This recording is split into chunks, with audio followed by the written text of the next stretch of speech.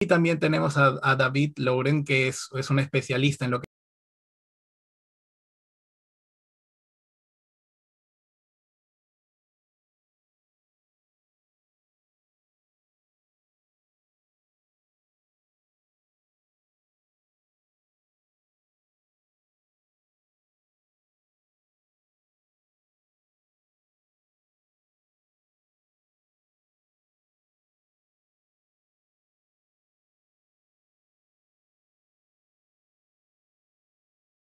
Rubro que me dedico hace muchos años, ¿no?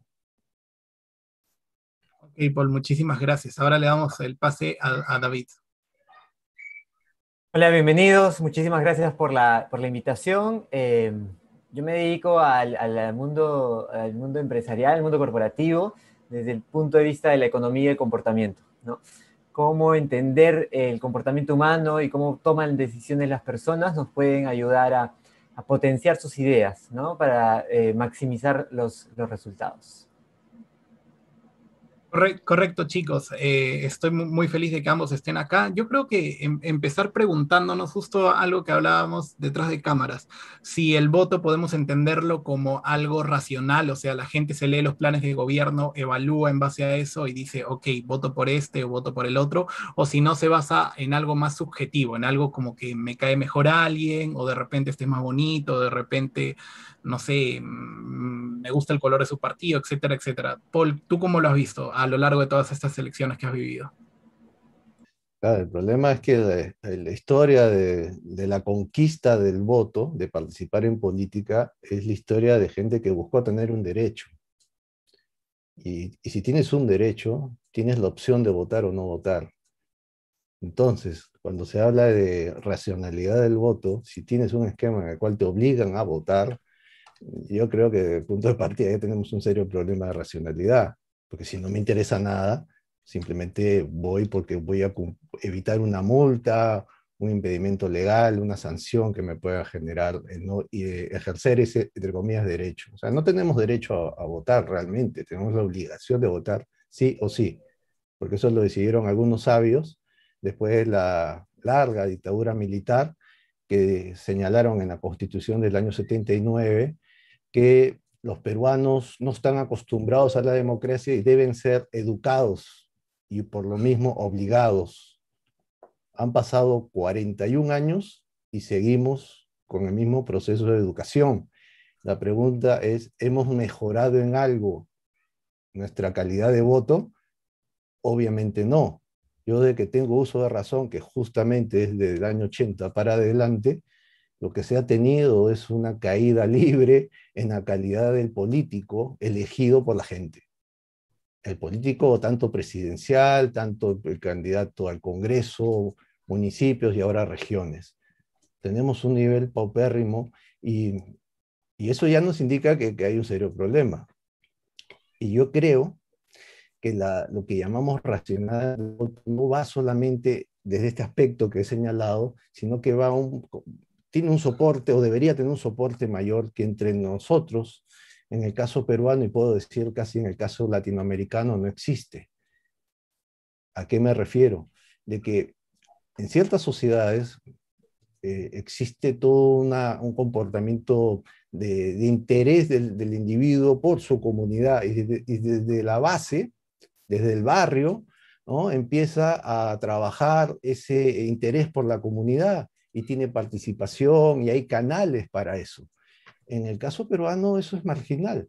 Podemos citar las rondas campesinas, cierto nivel comunal en los Andes, y paras de contar, en ciertas ciudades de Lima podría haber en algún momento en Vía El Salvador, y por situaciones de violencia política, no por otra cosa.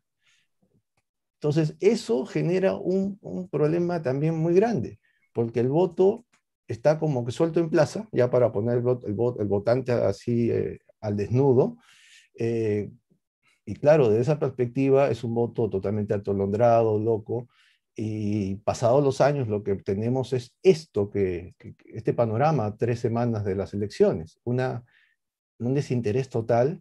eh, Realmente ningún candidato tiene una mayoría significativa. Yo mismo no tengo idea por quién votar. Yo acepto que la mayoría de veces no he votado, ¿no? Porque no he querido hacerlo. Es un no voto consciente, pero esto ya también me aburre, ¿no? Ya me hago mayor y es frustrante ver cómo las cosas empeoran y la oferta política eh, cada vez es menos atractiva. Y creo que uno tampoco, a la hora que ve un candidato, tampoco es que se pone muy exigente, ¿no? Uno que quiere cuestiones muy elementales, ¿no? Correcto, Paul. Coincido contigo en muchas cosas. Al final de ustedes dos también voy a dar mi opinión. David, igual te hago la misma pregunta. ¿Tú piensas que el voto se da de manera consciente en base a las propuestas de los candidatos o se da por otros motivos que son totalmente distintos?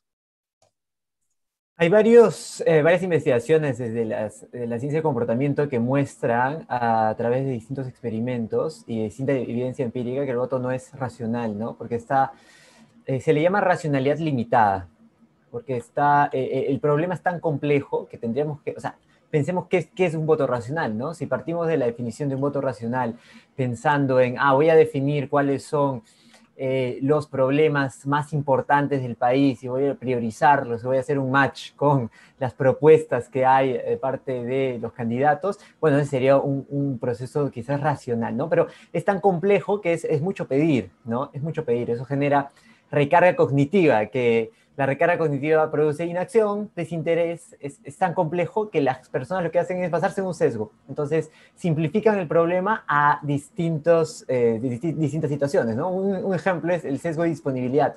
Si yo hoy salgo de mi casa y me roban el celular, el problema más grande para mí del Perú es el robo de celulares, ¿no? Entonces seguramente voy a empatizar muchísimo por el candidato que me diga, oye, el robo de celulares lo voy a combatir, ¿no? Porque para mí, porque en mi memoria, eso está muy presente, cuando quizás no es el problema más importante del país, ¿no? Entonces, estamos eso.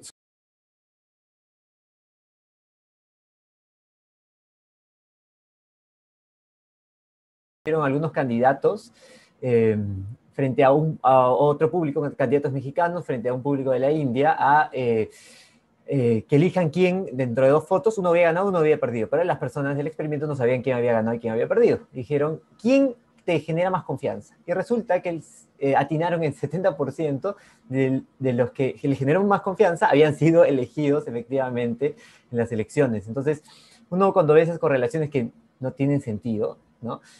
Puede empezar a inferir que pueden haber ahí ciertos sesgos, ¿no? Que hay un par que se han estudiado, como el good looking people bias, ese sesgo del atractivo, o sea, votamos porque qué tan guapo es el candidato, y hay otro interesante que es el sesgo de la madurez, cuando ponen un candidato mucho más robusto, mucho más maduro que uno joven, también la balanza se inclinaba a ese lado, sin conocer sus propuestas, solo por la apariencia. Entonces, hay una serie de sesgos bastante interesantes que nos someten y que se ven potenciados por estas situaciones que comentaba Paul, ¿no? O sea, está muy investigado que la coerción limita esa toma de decisiones más hacia el sistema racional, el sistema 2, que diría Kahneman, y lo va más hacia un automático, porque si yo estoy obligado a hacer algo, lo voy a hacer quizás sin la necesidad sin el sentido de urgencia de querer hacerlo, sin la motivación precisamente de querer hacerlo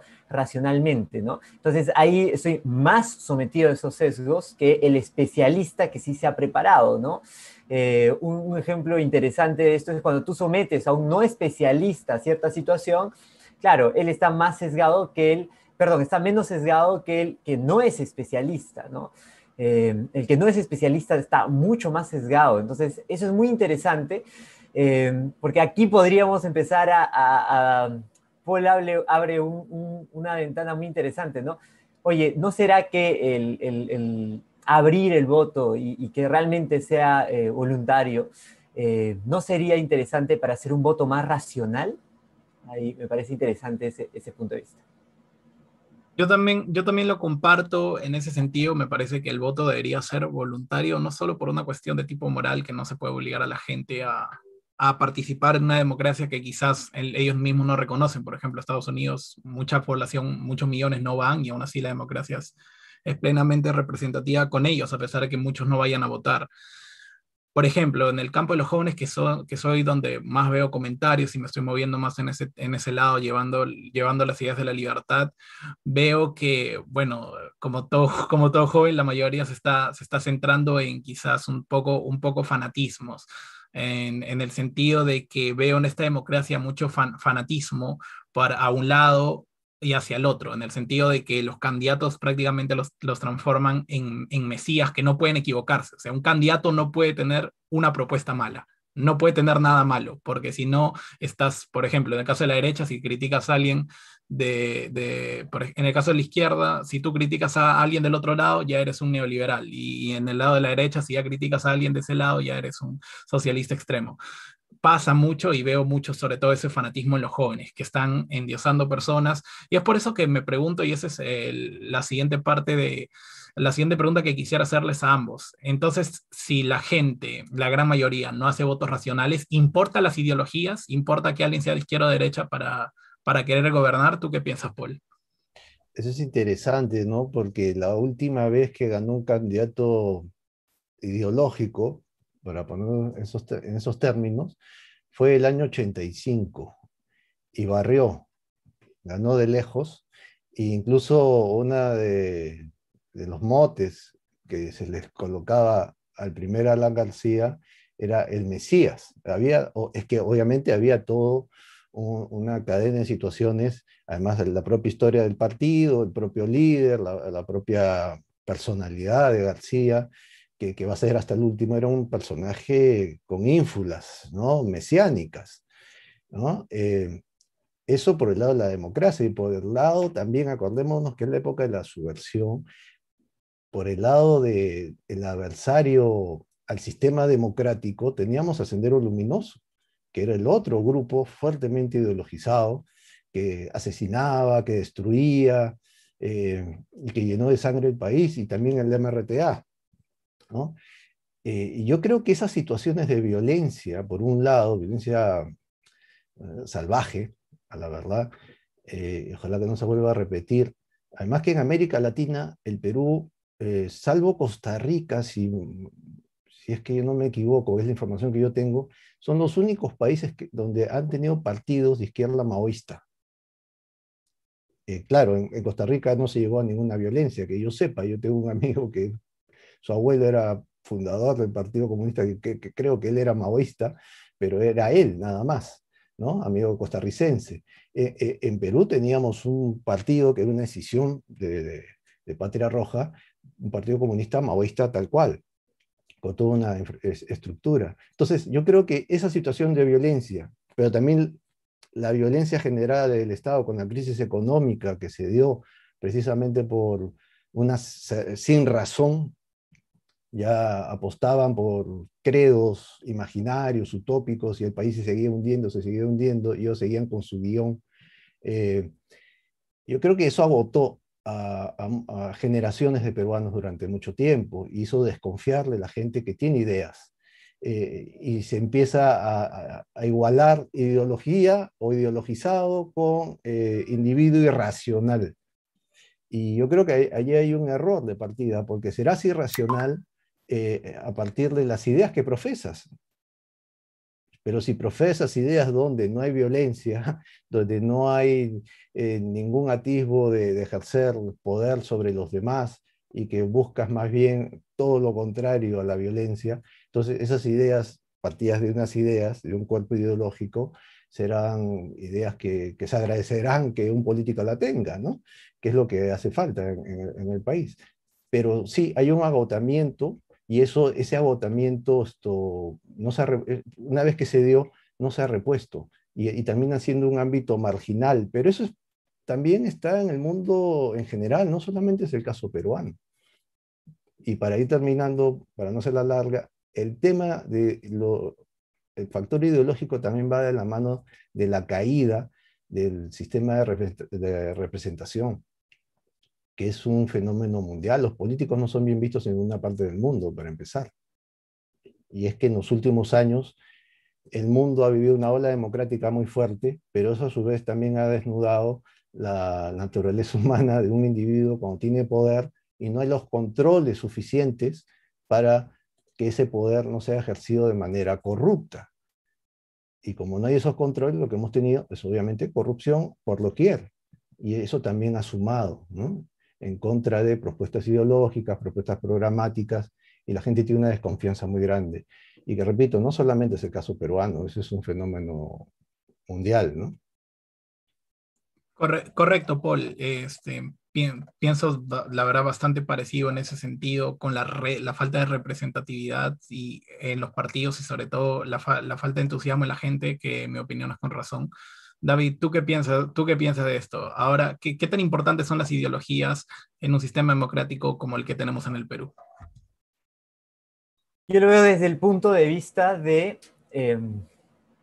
la ideología hacia adentro del partido. Me parece que es fundamental para dejar claro a los mismos miembros del partido y no desanimarlos de hacer vida partidaria. Te pongo un ejemplo. Hace unos años me contrató un partido político para ayudarlos a formar sus bases de jóvenes, ¿sí? Bases de jóvenes. Entonces, estábamos ahí reunidos con 300 chicos de distintas partes del Perú, y había una gran discusión porque resulta que los chicos veían que dentro del partido, justo era épocas electorales, congresales, habían congresistas que se iban por la derecha, por la izquierda, por arriba y por abajo. Entonces no veían que ningún patrón en el pensamiento ideológico y reclamaban al partido eso. Y eso era claramente un factor de insatisfacción y de rechazo para continuar su vida partidaria dentro de ese partido político, ¿no? Entonces me parece que hacia adentro es fundamental para alinear conceptos. O sea, esto también está en la empresa privada, ¿no? Si tú ves, todas las empresas ahora invierten miles de soles en dejar claro cuál es el propósito de la organización, porque el propósito, las líneas de conducta, los principios, los lineamientos, al final como enmarcan la toma de decisiones, ¿no? Nos unen frente a un mismo objetivo, una misma forma de hacer las cosas. Entonces, a mí me parece que hacia adentro es fundamental. Ahora, hacia afuera ya no importa mucho porque somos mucho más pragmáticos, ¿no? Queremos los resultados rápidos, queremos la solución, queremos los 3 tips para, la solución para. Entonces, claro, la comunicación hacia el elector, me parece que la ideología ahí ya no va a calar tanto por lo compleja que se puede volver, ¿no? Desde la definición para 10 personas en la calle, pregúntale sobre la ideología y estoy seguro que 9 no aciertan con la definición. Entonces, creo que hacia afuera sí se ha vuelto un discurso mucho más simplificado, ¿no? Un ejemplo de eso es lo que hizo con Cambridge Analytics, ¿no?, en las elecciones norteamericanas. Entonces, discursos basados en los dolores puntuales de casi cada individuo, ¿no? Entonces, eso es muy interesante porque creo que hay esos dos frentes, ¿no? Hacia afuera, creo que el reto está como simplificamos los mensajes para atraer al electorado y buscar un voto más racional desde la simpleza, ¿no? Desde la complejidad del discurso. Y hacia adentro sí tiene que haber esa sustancia del pensamiento ideológico para no alejar ni desviar a las personas que quieren hacer vida partidaria. Sí, para agregar ahí con relación a mi intervención, y sumando o colgándome lo señalado por David, cuando uno tiene ideología o pretende tenerla, uno lo que está haciendo es un ejercicio de transparencia, porque uno está mostrándose tal cual, es tu oferta. Y si uno empieza a mezclar cosas, eso se va a notar. Entonces, si uno dice, yo no creo en la propiedad privada, y argumentas en consecuencia, estás empaquetándote y está bien que sea así. Yo sabré elegir si me conviene un tipo que piensa de esa manera o no. Igual, si un tipo que cree que la base es la propiedad privada, también está realizando un ofrecimiento transparente, está diciendo realmente lo que piensa, y eso es importante.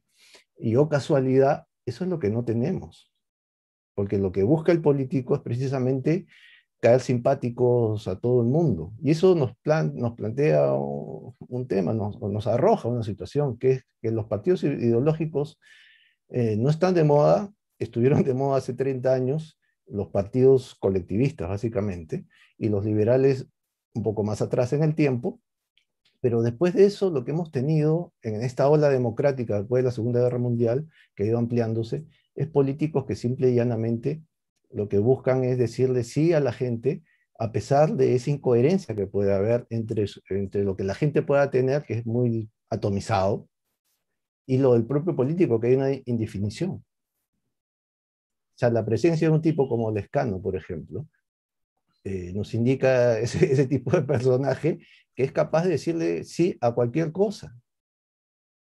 Pero Lescanos hay un montón y seguirán habiendo. El drama es que ese tipo ahora puede ser presidente, pero bueno, ese es el panorama. La ideología sí tiene un factor clave, yo ciudadano, y no se puede entender ciertos éxitos de ciertas naciones sin ese factor.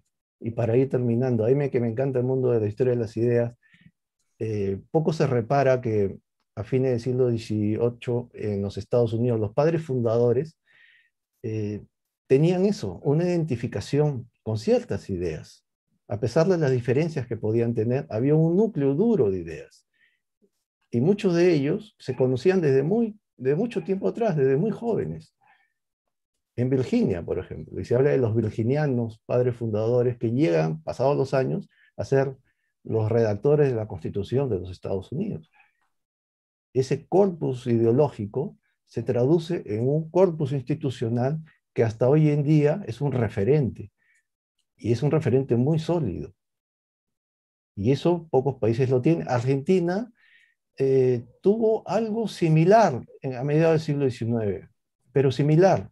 Tuvo algunos personajes que lograron establecer una institucionalidad de ese tipo, pero no tuvo un consenso mayor a eso, y quizás por eso también se quiebra en un momento determinado, en los años 30, 20 y 30, y desde entonces Argentina empieza a tener una caída libre, ¿no?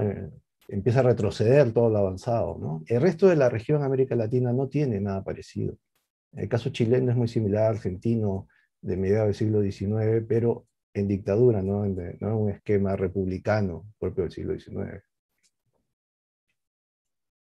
Muchas gracias, Paul y David. En eso creo que concordamos bastante. Por ejemplo, yo que también estudio ciencia política, bueno, justo leí un artículo hace poco que decía que Perú era uno de los pocos países del mundo que no tenía partidos políticos, decían eso, porque la mayoría estaba más enfocado en intereses individuales que en proteger ideologías. Esto lo había escrito un polaco, si no me equivoco.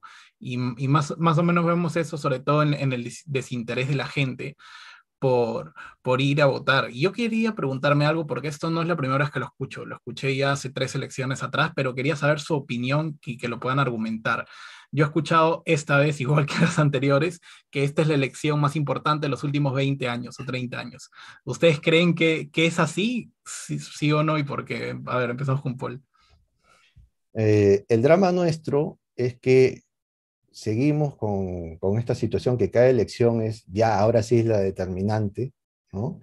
Y eso por qué sucede, porque en el plano económico descubrimos hace mucho tiempo qué es lo que le permite a un país, y tenemos la experiencia propia, salir adelante. O sea, el Perú descubrió hace 3 décadas cuál es el camino del éxito desde el punto de vista económico. Que a algunos no les guste que la gente tenga más dinero en el bolsillo, que el nivel de pobreza se reduzca, ¿no? Que el mercado sea mucho más amplio.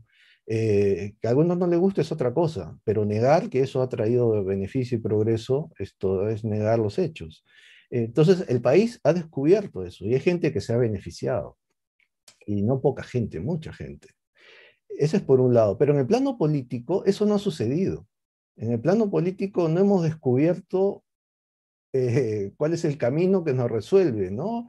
Las situaciones cada vez, cada elección, la cosa, como tú señalas, es terminal, es ahora sí, hay que hacer las cosas bien, sí, esta elección es definitiva, ¿no? Y siempre estamos en lo mismo y nos vamos poco a poco aparentemente hundiendo. Eh, y ese es el problema. En el plano político tenemos un serio inconveniente, es que no tenemos una institucionalidad sólida por un lado, aunque es verdad que sigue existiendo, y esa institucionalidad ha tenido dos sacudones muy serios: la salida de Pedro Pablo Kuczynski primero, luego la propia salida o el cierre del Congreso y una tercera, me estaba olvidando, la propia defenestración del presidente Vizcarra, y también la de Merino, que duró 6 días.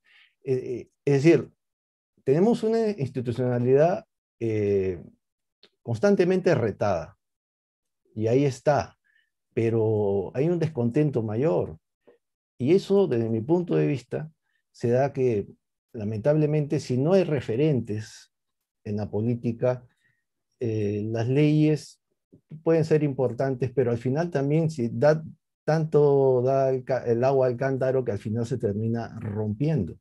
Y ese es el temor. Hay que tener en cuenta que esta generación de jóvenes, la gran mayoría de jóvenes que van a ir a votar en las próximas elecciones, eh, han nacido en democracia, no conocen una ruptura constitucional tal como lo conoce mi generación. Yo nací en una dictadura muy larga que duró 12 años. Eh, Fujimori se hizo dictador por 2 años, técnicamente hablando, después fue una autocracia, pero las dictaduras en el Perú han sido constantes. Los jóvenes que van a votar reciente por primera vez en esta elección no tienen una experiencia parecida. La experiencia que tienen es esta caída libre de políticos que usan la legalidad como cuchillo y, y no se ponen de acuerdo para cuestiones elementales. Y este último punto es importante porque hubo una posibilidad desde el voto popular de que los políticos puedan, dos políticos puntualmente, Pedro Pablo Kuczynski y Keiko Fujimori, puedan ponerse de acuerdo en algo que la mayoría del electorado quería. Y ese fue el voto del año 2016. Y era claro que lo que la gente quería. La gente lo que quería era seguir con un modelo económico y apostar a ello. Sin embargo, estos dos personajes, quizás uno más que otro, no respetaron ese acuerdo o ese consenso ciudadano. Y las consecuencias de ese no ver las cosas, de no ver ese consenso, la estamos viviendo hoy en día. Y esa es la crisis que se va acentuando. El otro punto es haber cerrado el Congreso, de mi modesto modo de ver, también abrió una puerta que va a ser difícil cerrar, porque es una puerta que no debería abrirse por cualquier inconveniente. Se abrió y hoy día estamos viviendo el ojo del huracán, ¿no? Entonces estamos ahí en una situación de calma chicha, pero sabiendo que el que pueda ser elegido presidente puede ser el próximo presidente vacado. Paul, muchísimas gracias. Comparto otra vez comparto bastante lo que dices ya, como digo, al final daré mi postura. David, ¿tú qué piensas? Como digo, estas elecciones son las definitivas y son las más importantes de los últimos 30 años, como ya venía escuchándose hace rato en elecciones. ¿Tú qué piensas? Pues es natural, ¿no? O sea, ese tipo de decisiones son, ese tipo de opiniones son naturales porque la persona siempre valora muchísimo el corto plazo, ¿no? Entonces, claro, siempre el corto plazo, se llama el sesgo del presente, ¿no? Siempre el corto plazo va a ser lo más importante. Y voy a pensar que el corto plazo es lo más importante. Y eso está metido en nuestra memoria filogenética, pues, porque recién hace 50 años hemos empezado a vivir tanto tiempo, ¿no? Entonces, tiene sentido que veamos el corto plazo con tanto valor. Entonces, siempre va a ser nuestros siguientes días los más importantes. Entonces, me parece que eso es absolutamente lógico que tenga ese pensamiento las personas, ¿no? Ahora, lo interesante, y me gustaría rescatar algo que planteaba Paul, es esta desilusión que generó este gobierno de Kuczynski, ¿no? Dentro de muchos jóvenes. Estuve muy cerca ahí a muchos jóvenes que lo apoyaban, jóvenes además absolutamente preparados, que empujaron eso y yo veía como con cierta ilusión algunos atisbos de personas preparadas preparadas sobre todo, de querer entrar en política, ¿no? Frente a muchos que nos fuimos a la parte privada, habían algunos pocos valientes que se fueron a tratar de hacer política y ahora los vi con una desilusión pues terrible por todo lo que se convirtió ese sueño por el que muchos lanzaron su vida profesional era como tirar una moneda al aire, ¿no? Y claro, perdieron 4 o 5 años de su vida profesional por esa apuesta que fue de mucha desilusión para muchísimos jóvenes, ¿no? Entonces creo que ese impacto, como comentaba hace un momento, hace que se reduzcan las opciones en este sesgo de querer ir en contra de lo que mató esa ilusión, ¿no? A mí me parece muy interesante cómo esta racionalidad limitada hace que el voto se incline hacia ciertas opciones que no te representan, pero el detalle es que no sabes que no te representan. Y simplemente lo que encontramos es un enemigo en común. Entonces, al encontrar un enemigo en común, lo que no sé es que me estoy arrimando a uno que quizás es más enemigo mío, pero no lo sé, porque no sé realmente lo que representa. Y creo que ese no saber lo que representa es por esa distorsión, por eso poco estructurado que tiene el discurso, y como que planteaba Paul, no sabes con qué te pueden salir y aceptan cualquier cosa. Entonces, claro, yo encuentro un punto de empatía, ya sea con el tema de género, ya sea con el tema de derechos, ya sea con el tema de lo que sea, seguridad, ¿sí? Y me voy a arrimar a ese punto desconociendo los otros que pueden ser claves, ¿no? Entonces, voy por ahí, que es natural que el ser humano vea siempre en el corto plazo los más importantes de su vida, es absolutamente natural, es necesario que así sea, eso nos permite sobrevivir, pero creo que lo que hace complejo que tomemos una decisión en esa línea, o sea, en una línea de maximizar el beneficio de estos 5 años, es que desconocemos por 3 factores muy interesantes que se plantean en este tipo de situaciones, ¿no? Hay 3 condiciones que nos impiden estar totalmente alineados. Primero es esa limitación cognitiva, el no tener toda la información para poder tomar una buena decisión, que es agravada por esa oferta difusa que no sabes hacia dónde va, ¿no? 2, la información imperfecta, que además ahora estamos expuestos a lo que planteaba Paul hace 20, 30 años. El bombardeo de información ahora es brutal, pues, ¿no? ¿Cuántos estímulos, cuántas señales recibimos al día para inclinarnos de un lado al otro? ¿Y cuántas son verdad, cuántas son mentira? ¿Y qué capacidad tenemos de discernir cuáles son? Es muy complejo, es muy complejo. Y la tercera es el tiempo limitado. No tenemos todo el tiempo posible para empezar a evaluar todas esas opciones para inclinarnos, ¿no? Entonces, esos 3 factores hacen que nuestro voto, en consecuencia, no esté alineado con esa urgencia que nos genera. Sí, estos son los 5 años más importantes de los 20 años que se vienen, ¿no? Ok, Paul, ok, David, solo para agregar algo a lo que dijo David, esto me recuerda mucho, por ejemplo, lo que hizo PPK en el 2016.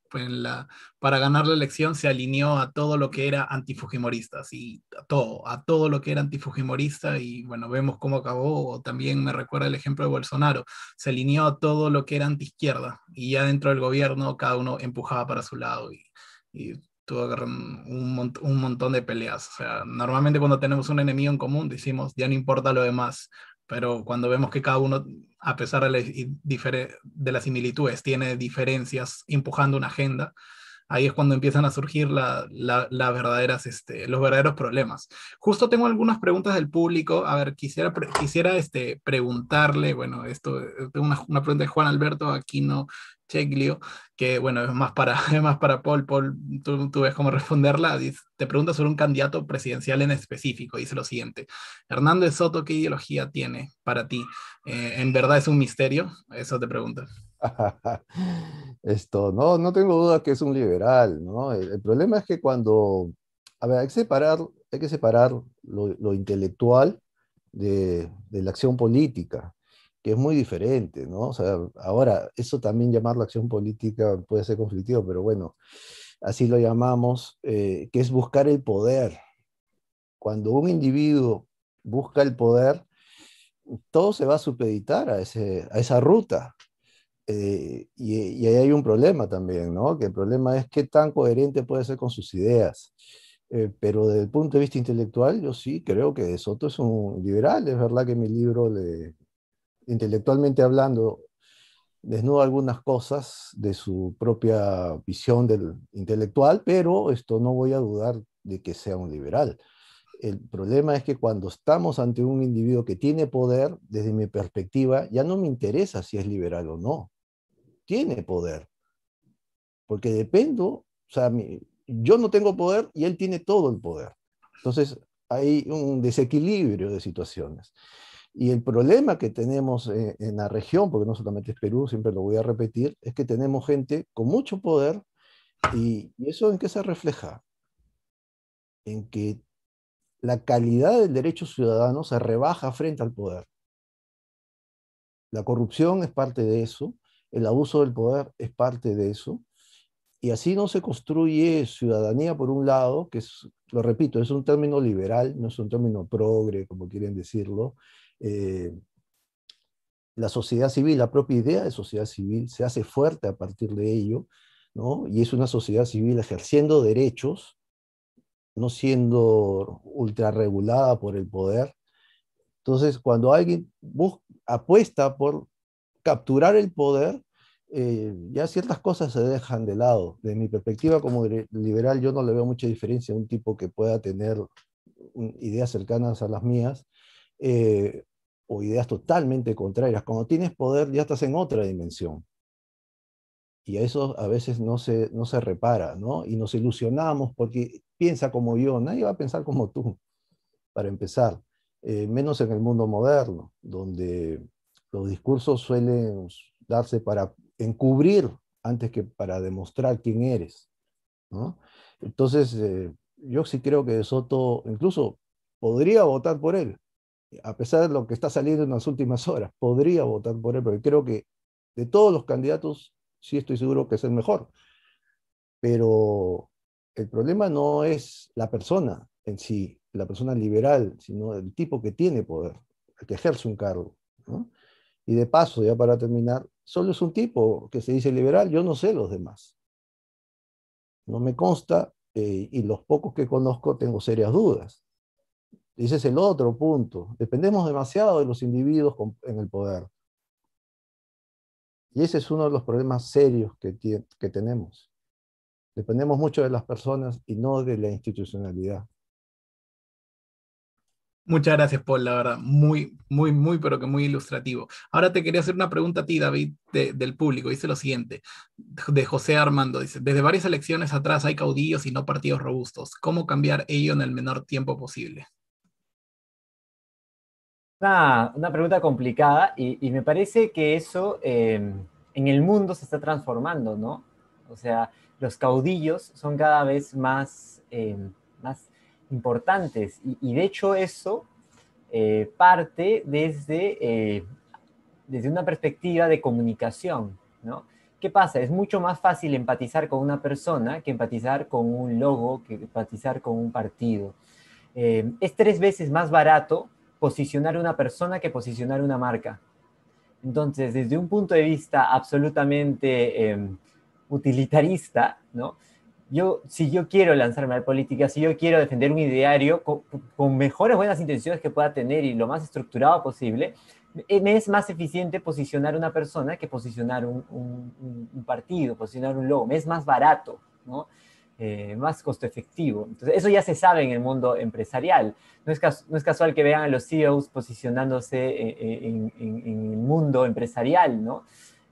Porque desde ahí se apalancan sus emprendimientos. Entonces, yo diría que es complicado, que puede pasar, pero va a partir de la palanca de un individuo, ¿no? Por el costo de posicionar una marca. Es muy costoso. Además, entre de nuevo, tantas influencias que tenemos, estamos saturados de información. Memorizar, saber, pertenecer a tantos grupos, ¿a cuántos grupos pertenecemos? ¿No? ¿A cuántas tribus pertenecemos? Uno no solo pertenece a su tribu que está alineada a tu ideología política, perteneces a tu tribu de tus hobbies, perteneces a tu tribu o sea, ahora tenemos un montón de tribus, antes no estábamos expuestos a esa cantidad, entonces es más complejo ir sumando tribus, ¿no? Y aún más en un tema que genera tantas reacciones adversas como la política, ¿no? Genera tanto rechazo de la política. Entonces, es mucho más fácil decir, yo simpatizo con X, con Pedrito, Pablito, Juancito, que decir yo simpatizo con tal partido, porque al decir que simpatizo con tal partido, además, estoy diciendo que simpatizo probablemente con los que están ahí, y como decía Paul, es muy complejo conocer a todos los que están ahí y genera muchas dudas las personas que pueden estar ahí, ¿no? Que quizás va a ser muy complicado. Entonces yo diría que no le tengo muchas esperanzas a que realmente se pueda fortalecer un partido. Creo que más va a partir de un caudillo que pueda hacer un buen trabajo organizacional, porque claro, las empresas saben que fortaleces una persona y después con eso apalancas para fortalecer la marca, ¿no? Creo que si hay alguna posibilidad va a ir por ese lado. Creo exactamente lo mismo y por ahí nos hicieron una pregunta bastante buena, yo ya la voy respondiendo, que dice lo siguiente: ¿qué opinan del federalismo? En el caso del Perú sería buena idea y también, bueno, hablan de la descentralización y todo eso. Bueno, yo en mi caso, yo en mi caso, bueno, estoy absolutamente a favor, creo que debería haber más autonomía, incluso autonomía en impuestos, para que las regiones puedan competir, tipo lo que es los cantones de Suiza, donde te das una región, tienes 15%, otra región 10%, otra región 5%, etcétera, y se hace una competencia fiscal, podríamos decir. Y si hay alguna región que quiere descubrir en carne propia el teorema de la imposibilidad del socialismo, pues están en su derecho. ¿Tú qué opinas, Paul? No, sí, totalmente de acuerdo. Es una idea antigua que estaba en la universidad, la tomé, y, pero a ver, también es cierto que son experiencias de, logradas en el tiempo, ¿no? En el caso peruano nunca ha habido algo parecido. Yo no sé si se podría tomar así como así, plantearlo y establecerlo por ley. Yo creo que es algo que se vive, y eso genera un problema de aplicación. Y de cierta manera el fracaso de la regionalización es eso. Ahora, es verdad que el sistema de regionalización es un desastre, ¿no? Esto, y era un desastre anunciado. O sea, tampoco es que nos sorprendió. Esto se veía venir, sabíamos que esto se iba a dar, y lo que tenemos es reproducción del Estado central reproducido en regiones, es decir, todo ese Estado corrupto con sus ministerios, establecido sin ministerios en regiones. Entonces lo que tiene se ha resucitado el universo de los viejos caciques de los años del siglo XIX, comienzo del siglo XX. Entonces, y uno de esos caciques llegó a ser presidente de la República y dentro de poco puede ser juzgado por corrupto. Por lo pronto ya está siendo investigado. Entonces ya la cosa es seria. Ahora, Ahora, también hay otras experiencias como la Free Cities, que es algo mucho más frío, por un lado, pero también mucho más impactante, y yo creo que mucho más viable en algunos lugares, ¿no? Pero, o sea, experiencias de descentralización hay diversas. De federalismo ya más complejo. México es un país federalista formalmente hablando, igual que Brasil, y son dos fracasos nacionales. Argentina también, ¿no? Eh, y es un fracaso rotundo. O sea, no te garantiza nada el apostar formalmente por un tipo de salida de ese tipo. Yo creo que si la gente no se familiariza con su sistema político, no lo vive y no se definen bien las competencias, eh, todo se va al traste, todo se viene abajo, ¿no? Eh, y lo rico de esto es que nos pasan tantas cosas, algunas buenas como el plano económico, que como repito, hemos descubierto cómo es que se puede salir adelante a pesar de todos los problemas. Pero tenemos todos los demás problemas también y no lo hemos resuelto. Entonces ahí tenemos un abanico de situaciones que yo creo que sí, deberíamos apostar por la competencia en el plano político. Porque en el caso que tú señalabas de Suiza y la distribución de los impuestos, o, es algo que nadie va a dudar que funciona, funciona. Y no hay que ser suizo para eso. Pero el interés político siempre va a primar, ¿no? ¿Por qué Cajamarca tiene que mandar sus impuestos a Lima? Yo no lo entiendo. El otro punto también es el caso de propiedad de subsuelo. ¿Por qué los recursos minerales no son aprovechados por los dueños del terreno, que mayormente son comunidades que están en zonas pobres? Si tuvieran derecho de propiedad, esa situación cambiaría radicalmente. Pero la decisión política es que, bueno, todo el Estado siempre prima y somos un país unitario y nos hundimos todos juntos. Es la lógica de Sagasti, ¿no? Correcto, Paul. Confiero, o mejor dicho, adhiero a todas tus ideas. Justo quería hacer una pausa bien rápida para poder despedir a David, que justo me comunicó que se iba a salir un toque antes. David, muchísimas gracias por haber estado acá, la verdad, encantadísimo. Ahí, Muchísimas gracias. Disculpen que tengo que irme a una conferencia en unos minutos.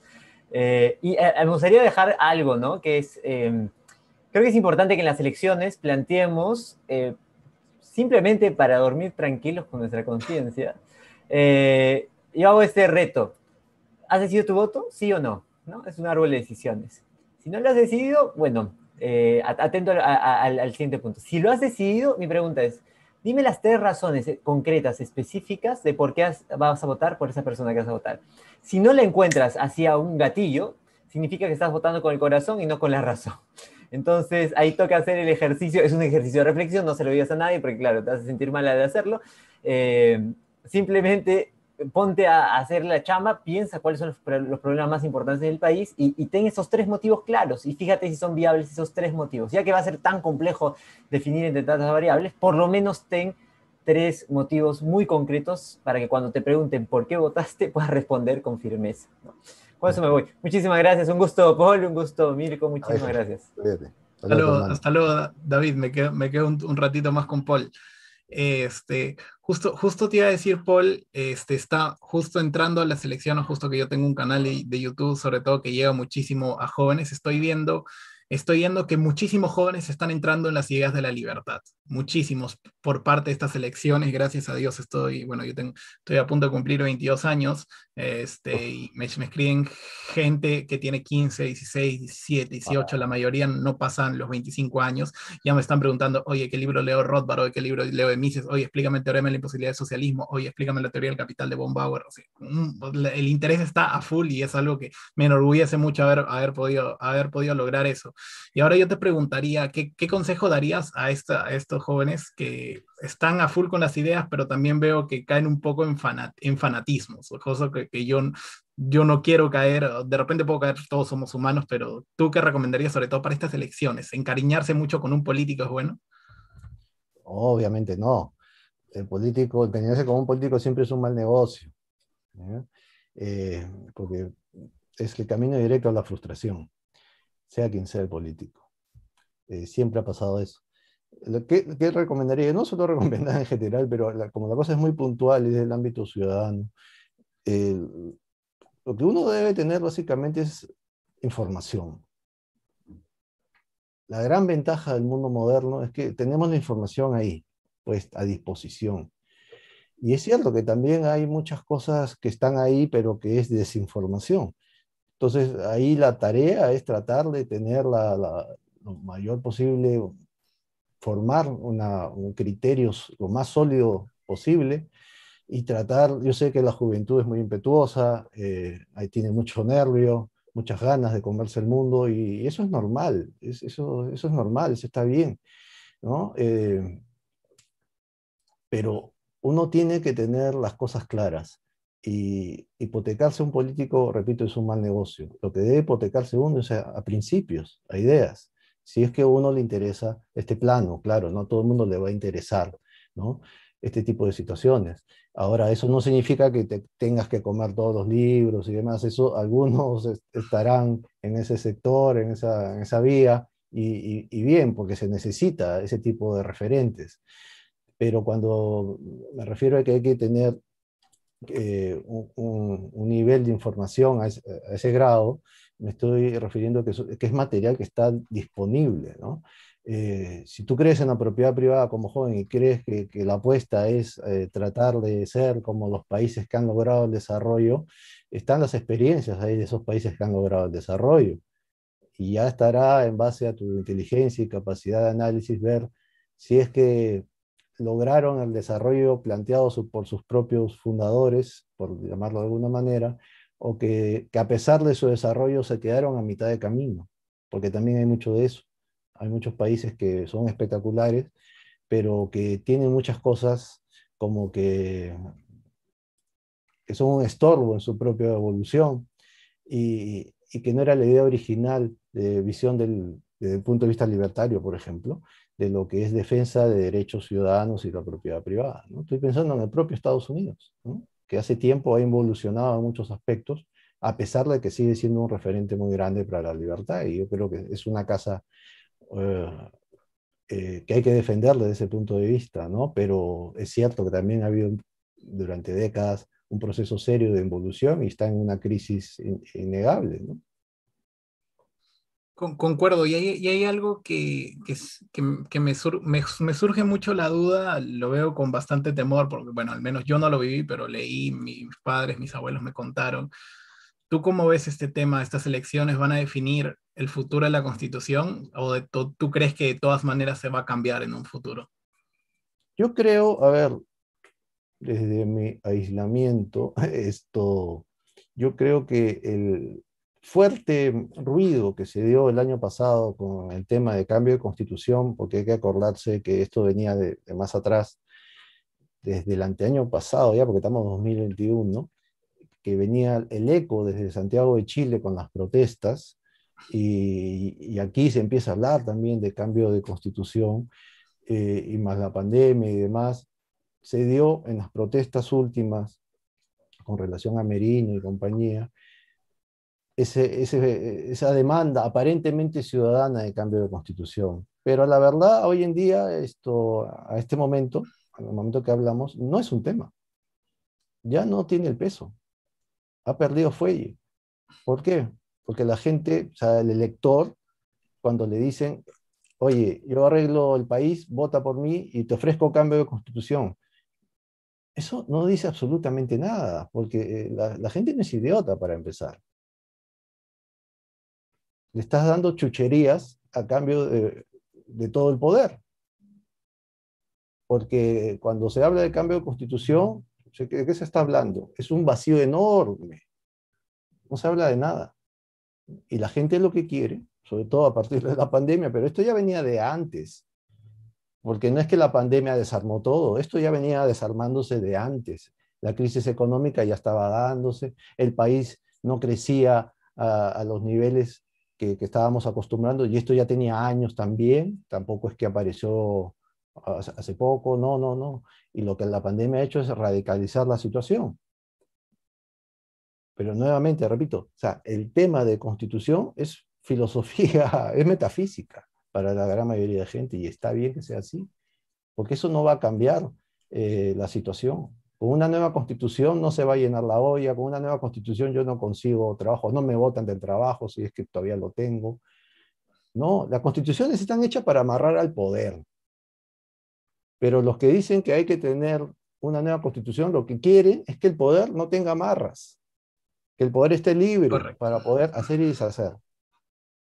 Y eso perjudica severamente. Entonces yo creo que de cierta manera la gente intuye que le quieren vender gato por liebre, y el político, que es viejo zorro, desde Verónica Mendoza a Lescano, sabe muy bien que en sí eso no es un tema importante. Bueno, quizás Verónica Mendoza no se ha enterado que eso no es un tema importante, pero creo que es la única que habla sobre el tema. Pero no me extraña, ¿no? La señora tampoco se ha enterado, porque hay 1 millón de venezolanos acá. Hasta ahora no entiende por qué han llegado. Por el imperialismo, te No se ha enterado. Claro. No la Te para con pa- eso. le paso la posta para la última pregunta a Mariana Navarro de Federalismo y Libertad. Muchas gracias, Navarro. Mariana. Gracias, Mirko. Muy interesante, Paul, todo lo que decís. Ahora, para cerrar, quiero hacer la última pregunta. De cara a las próximas elecciones, considerando, ¿no?, la presente coyuntura que está pasando en Perú, ¿considerás que se deberían formar alianzas entre partidos antes de la primera vuelta y dejar un poco la atomizada oferta? Y también, sobre todo, ¿considerás que el electorado valoraría eso? Esa pregunta es interesante porque era justo lo que había señalado cuando recordaba la elección del 2016. La gente votó por forzar a los políticos a un acuerdo, y votó por los políticos que ofrecían exactamente lo mismo. No había mayor diferencia entre Pedro Pablo Kuczynski y Keiko Fujimori. La diferencia es que Keiko Fujimori tenía un partido consolidado, fuerte, y tenía todo un pasado que conocemos, y que para muchos era un peligro si es que llegaba a la presidencia porque tenía mucho poder. Y Pedro Pablo Kuczynski no representaba eso, pero tampoco que era un santito, ¿no? La gente sabía muy bien quién era Pedro Pablo Kuczynski. Eh, pero con todo, la gente votó por ellos porque la oferta de los demás no era la misma. La de ella los de ellos, esa oferta de ambos era bien clara. En esta coyuntura, en esta primera parte, yo no veo un escenario con candidatos parecidos. Es verdad que el nivel de aceptación de los candidatos es muy bajo, el nivel de 12% o 14% del escano es pequeñísimo, y si fuera él, me imagino que él lo sabe, ¿no? Porque es un político viejo, ese nivel de aceptación se puede revertir fácilmente con el segundo, o hasta el tercero, o hasta el cuarto. O sea, él puede caer fácilmente en el día de la elección. Entonces la cosa está tan atomizada que, que yo no veo que antes de esa primera elección se suscite una situación, una situación de acuerdo, porque todos, hasta Acuña, que está muy abajo, tiene la remota esperanza, pero que es posible desde el punto de vista de la estadística, que puedan remontar y tener una situación mejor. Pero la novedad aquí es que todos tienen una situación muy baja de aceptación y eso hace complicado todo, ¿no? Quizás en la segunda vuelta podría darse, pero todo dependerá de quiénes lleguen. Claro, perfecto. Bueno, muchísimas gracias, Paul, por tu participación hoy en un encuentro más de la Fundación Federalismo y Libertad. Gracias también a David. Mirko, gracias, por participar, por manejar esta charla del día de hoy. Para que lo sigan en sus redes, ahí Mirko puedes poner para que te sigan en Amanecer Libertario. Así que nuevamente gracias a nuestros oradores, a Mirko y también a la Fundación Friedrich Naumann por apoyarnos en un encuentro más de la Fundación Federalismo y Libertad. Que tengan buenas noches. Muchas Hasta luego, gracias. Mariana. Hasta luego, Paul. Muchas gracias. Hasta luego. Chao, un gusto.